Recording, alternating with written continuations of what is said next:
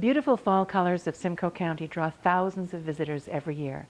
Each Thanksgiving weekend, it is also home to the Images Studio Tour, one of Ontario's finest and longest-running juried art events. For the diverse group of outstanding artists on the tour, this is an important opportunity to showcase their work in their own studios and introduce themselves to a new audience. Here are just some of the artists we followed as they prepared for this unique studio tour.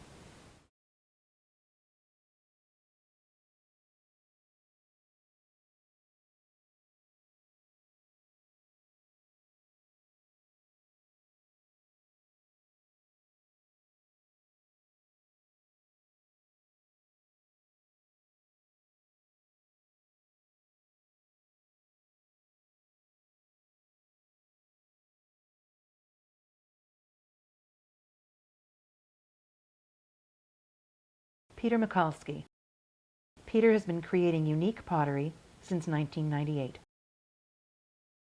I would say probably maybe my 8th year on the studio tour, and I was encouraged by one of the gentlemen that was running it originally. He said, yeah, you should apply, you should come out, and I really didn't know if my work was up to snuff because I found the quality of the work on the Images Studio Tour to just be fantastic. But I applied, and the second year I got in, and I've been in ever since. It's wonderful. You know, you get to see the artists, you get to meet the artists, you get to tour from place to place on usually a beautiful weekend, usually.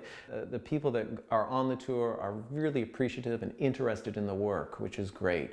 A lot of the time you'll go to shows and you know, maybe there's other stuff going on, maybe there's music festivals or something, and a lot of people really aren't interested in talking about the art and stuff, but this one, the people that attend are great, you know, and they really want to learn more and know more, and that's great for me, and they have, you know, good feedback as well on, you know, what works for them kind of thing, and that's important as well.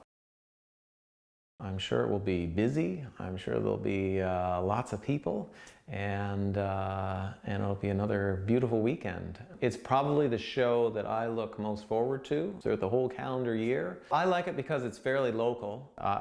This year I'm at Jan Novak's, and it's maybe 20 minutes down the road. I just know that it's always one of my best shows as far as my sales are good. There's lots of people. It's very busy. And the people that attend really are appreciative.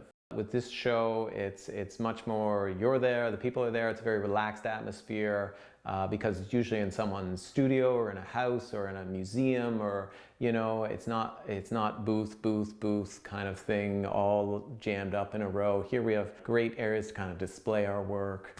So it kind of, you know, there's all those factors just make it a nice, good show. So we love it for that reason.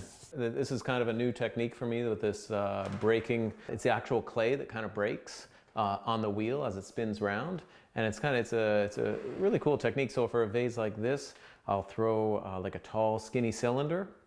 And then wherever I want it to break, I'll apply what's called sodium silicate. And all that does is it just dries out the clay. And then I'll hit it with a blowtorch for 2 or 3 minutes to dry it out further.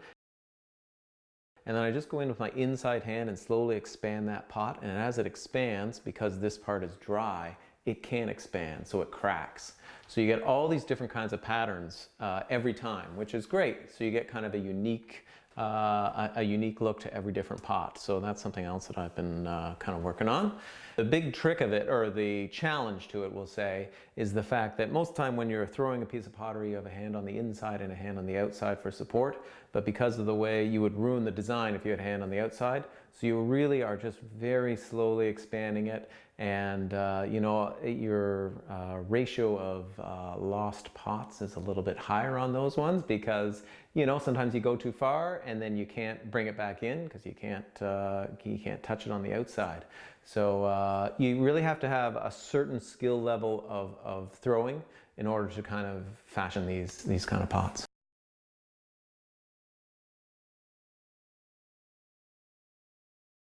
I have these pin frog vases, which are a flower vase.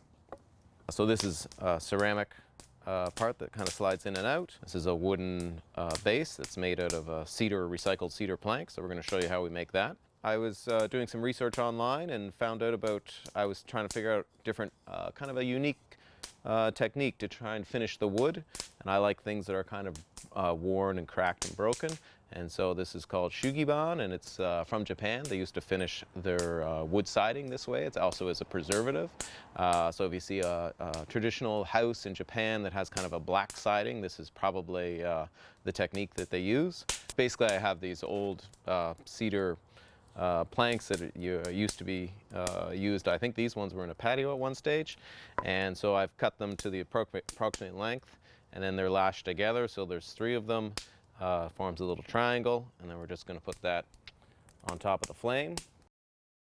And this is the exact same way that they would have finished their wood siding in Japan.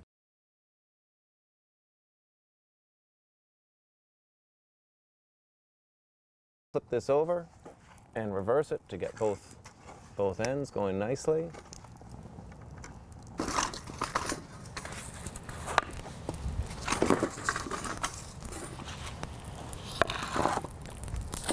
This is kind of what the piece would have looked like before. And now you have all these beautiful intricate cracks and crevices, and the things will expand, and it gives it just a really interesting kind of texture. We have a nice, beautiful little flower vase. Definitely have lots of supply, and it'll be another wonderful show for sure. So can't wait for it to, we're only a couple weeks away, so that'll be great. We're definitely going to be ready for sure.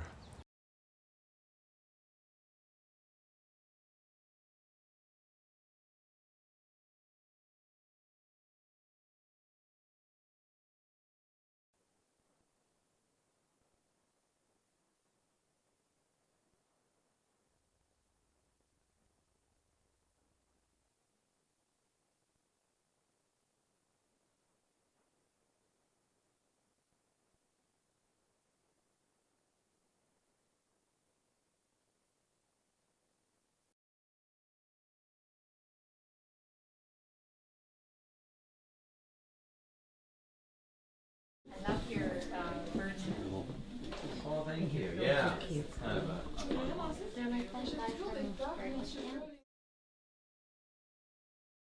This is great. This is my first experience doing this. No, this is great, and I was really enjoying that piece there. Busy tour for sure, lots of people, and yeah, it's been lots of fun. Lots of people interested in the art, so we've really enjoyed it. I really like the results in the end, and this is the first year I've shown these, but they've done really well, like as far as they've been The black and white.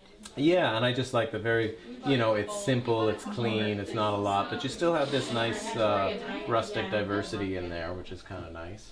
So this is separate. It comes out. Yep, this comes in and out, which just makes it easy to rinse and clean when you're done. So yeah, it's got a bit of a reservoir there, so it just slides in and out. Because of the way the wood is done, each one is a little bit different, They have their own little character, which is kind of nice as well. Yes, really striking.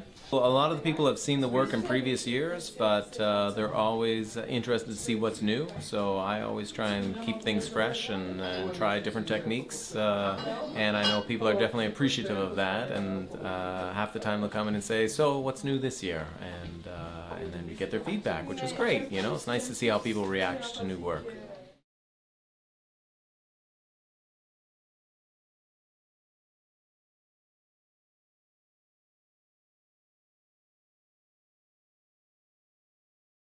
Well, it was incredibly busy. It was lots of people, and it was probably, I think for myself anyways, the most successful images tour we've had so far. I've been on the tour for about 10 years, and I think by far and away this was probably the best year going. So it was a great success, and I think the people really appreciated all the different styles of artwork.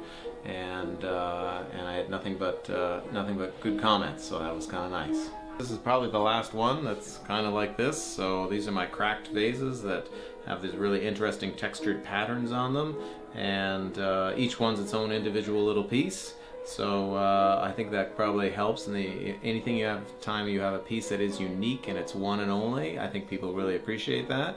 And I sold virtually every one of them this weekend, so something was going right there, which is great. I can't wait till next year. It was great this year, and I will expect more of the same for next year, so I can hardly wait.